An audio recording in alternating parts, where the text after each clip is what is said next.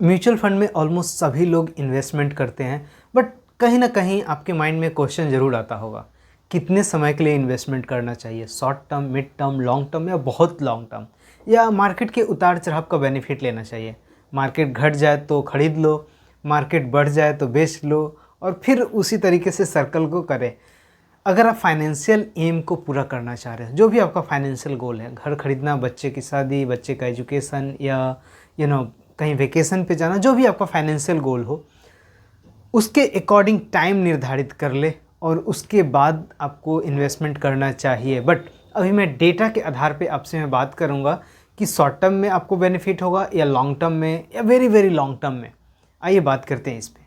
तो एसआईपी में प्रॉफिट कब होता है, बहुत सिली सा क्वेश्चन है, बट या मैंने 4 कैटेगरी में डिवाइड किया है, short term, mid term, long term and very long term.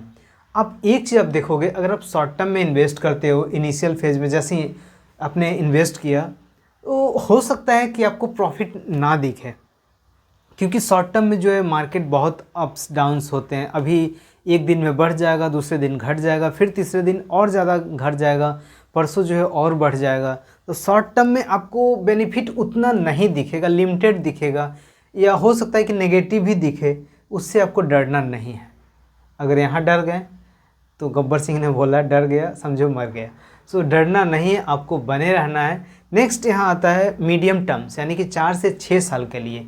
तो इसमें रुपी कॉस्ट एवरेजिंग का बेनिफिट आपको मिलता है। अब ये है क्या, ये आपको समझना पड़ेगा। जैसे देखिए, मार्केट घट गया तो आपने ख़रीदा कम एनएवी पे, फिर मार्केट बढ़ा तो फिर आपने जो है थोड़ा ज़्यादा एनएवी पे ख़रीदा। यानी कि जब मार्केट घट जा रहा है तो हो सकता है आप ज़्यादा यूनिट खरीद ले रहे हो, मार्केट वहीं बढ़ रहा है तो यूनिट कम खरीद रहे हो। लेकिन अगर यही आप लॉन्ग टर्म में करते हो 10 साल 15 साल में, तो एवरेज निकालना सभी को आता है।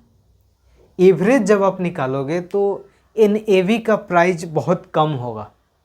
लॉन्ग टर्म में एनएवी का प्राइस कम होगा, और आपने ख़रीदा कम में है और बेचा ज़्यादा में, तो मुनाफा बहुत ज़्यादा होगा। प्लस कंपाउंड का भी इफ़ेक्ट पड़ता है, आगे हम लोग डिस्कस करेंगे।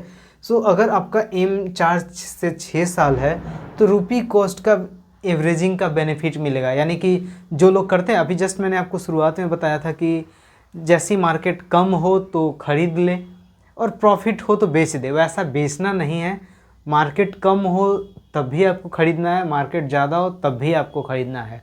अगर आप एवरेज निकालोगे, एवरेज मैं एक एग्जांपल दे रहा हूँ, जैसे फॉर एग्जांपल यहाँ पे देख लेते हो, आपने 100 रुपये में ख़रीदा, ठीक है, फिर 99 में ख़रीदा, फिर 102 में ख़रीदा, फिर 105 में ख़रीदा, प्लस फिर से 80 में ख़रीदा। ये एनएवी की बात कर रहा हूँ।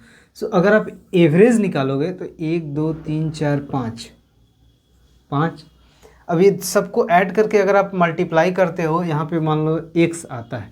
अगर सबका प्राइस ज़्यादा हो और एवरेज निकालोगे तो ऑब्वियसली एनएवी ज़्यादा आएगा। तो जब आप ज़्यादा पे ख़रीद रहे हो और थोड़ा ज़्यादा पे बेच रहे हो तो फ़ायदा नहीं होगा। बट मार्केट अगर ख़राब है और फिर भी आपने एसआईपी नहीं रोका और आपने परचेस कर रहे हो, जैसे आप देख सकते हो 99 पे, 80 पे, तो एवरेज क्या होगा, घटेगा इसका, एनएवी घटेगा। इट मीन्स कि जब आप लॉन्ग टर्म में देखोगे तो वहाँ पे आपको प्रॉफिट दिखेगा, प्लस कंपाउंड इफेक्ट का भी दिखेगा। सो अगर आपका मीडियम टर्म का है तो इसमें भी आप जो है मॉडरेट प्रॉफिट आप देख सकते हो, बट उतना ज़्यादा आप नहीं। नेक्स्ट है लॉन्ग टर्म, यानी कि 6 से 10 साल के लिए अगर आपका व्यू है तो उसमें आपको कंपाउंड का इफेक्ट मिलेगा। कंपाउंड क्या है कि जो भी आपने प्रॉफिट किया उस पर भी जो है प्रॉफिट मिलेगा। मान लो आपने 10 लाख का आपका कॉर्पस हो गया है और उस पर सालाना जो है 10% का रिटर्न आ रहा है, तो फिर अगले साल क्या होगा कि 10 लाख प्लस जो भी आपका रिटर्न आया है वो ऐड करके उस पर इंटरेस्ट चलेगा। तो इससे क्या है कि अगर आपका लॉन्ग टर्म है, 6 से 10 साल या उससे भी ज़्यादा का व्यू है, तो आपको कंपाउंड का इफेक्ट दिखेगा और प्रॉफिट वहाँ सफिशिएंट अमाउंट में दिखने लगेगा। इसीलिए बोला जाता है कि लॉन्ग टर्म इन्वेस्टर बने आप। नेक्स्ट है वेरी वेरी लॉन्ग टर्म। अगर आपका विजन 10 साल से भी ज़्यादा है, इसको बोलते हैं मैच्योर फेज, यानी कि पैसा निकालने का फेज आ जाता है कि आप जो है 15 साल 20 साल तक आप जो है एसआईपी कर रहे हो, और ये फेज़ में जो है प्रॉफिट ह्यूज दिखता है। ह्यूज जिसको बोलते हैं ना, बहुत ज़्यादा, वो सो ये कंपाउंड इफ़ेक्ट का है। तो जब भी आप इन्वेस्टमेंट का सोचे SIP, तो शॉर्ट टर्म तो नहीं ही सोचना चाहिए। हालांकि अपने अपने प्रेफरेंस के अकॉर्डिंग है। मान लो आज से आप 10 साल बाद या 5 साल बाद बच्चे की शादी करना है, तो उस पॉइंट ऑफ व्यू से आप स्टार्ट कर सकते हो।